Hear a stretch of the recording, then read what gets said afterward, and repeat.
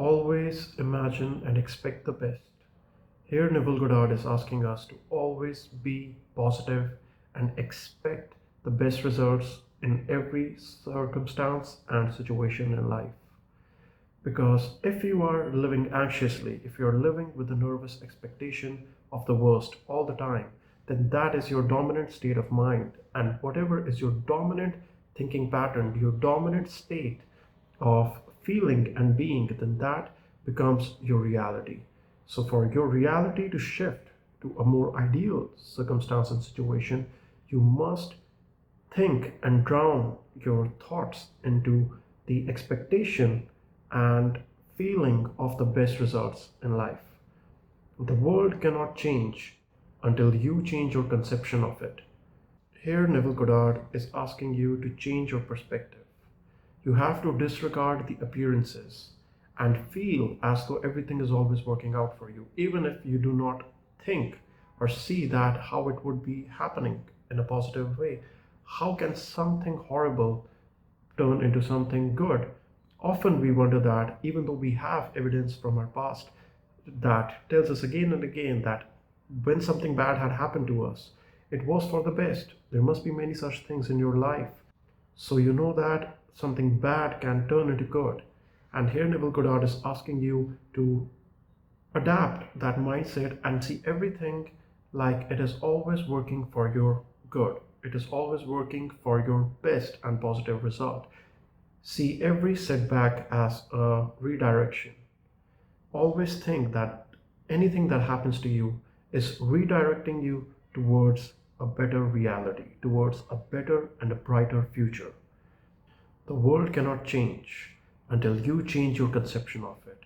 So when you look at the world, when you look at yourself, when you look at the things around you, you have to change your perspective towards them. Maybe there's a person you do not like, and then the famous book, The Secret, gives us a great exercise for this. It tells us to be grateful, to find things to be grateful for everything in life.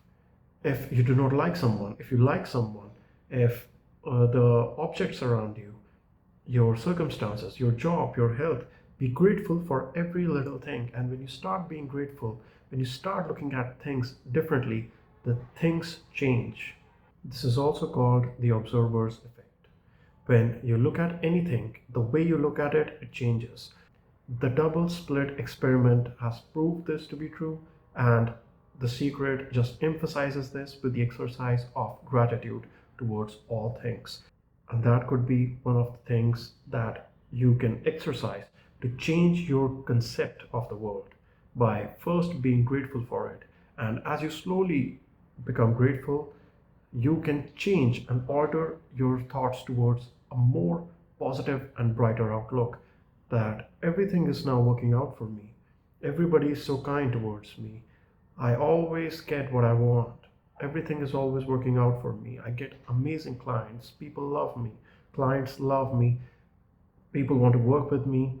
The list is endless. You can be so grateful for everything. You can be grateful right now that God has given you the sight to look at your phone, that God has given you the ability to hear this message. You can be grateful for so many things in life. You can be grateful that right now you are sitting at home or in your office comfortably. Maybe you are in your car. Be grateful for your car. Be grateful that it gets you from point A to B, whereas there are other people that have no option but to walk or to cycle or to take the bus. Be grateful for the comforts and luxuries of your life. Look at the people in the extreme poor parts of the world, and you would realize that there is so much for you to be grateful for, that opportunities surround you all the time, and life can change in an instant. You have to believe these things. Life is a miracle itself, and every day you can look for miracles in your life, and the more you look for them, the more you will find.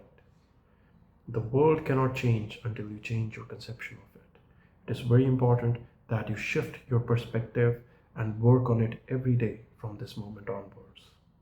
No matter what the problem is, no matter where it is, no matter whom it concerns, you have no one to change but yourself. These are the very lines by Neville Goddard. To see miracles, you need to have faith. Faith is the seed of change. Faith is the seed of hope. You have to have faith that life is going to change for the best. It is going to change for the better, that what you want is also on its way to you. Why is it that so many people who believe in God and pray so ardently every day, they are they look like the happiest people in the world? If you ask a religious person, what are they grateful for? What has God done for them in life? They can tell you so much. The list is endless. They can keep going on and on and on about the miracles that God has done in their life. And it is because they have faith. They have faith in God. That is what the community does. That is what the faith in God does. They start expecting the best, what they have asked for, what they have prayed for, because they believe that God is listening to them, that God is there for them. It is interlinked. This thing is extremely interconnected. But you need to show your faith in something. You need to show your faith either in God, or say universe, or just life, fate, destiny, call it whatever you want. But you need to show faith. It is the seed of change. It is the one thing that turns everything around. Your perspective can shift when you have faith. And you need to be disciplined. People who are extremely religious, they pray every day. And maybe you're not someone who prays every day, but trying to speak kindly to yourself, speaking affirmations, or spending some time in meditation and many exercises, maybe gratitude. These things are a kind and a sort of prayer. And when you do them every day, when you repeat them daily, things start to change. Because now you're showing faith. The principles that are outlined in every self-help and law of attraction book. Thank you so much. That will be all for today. See you tomorrow.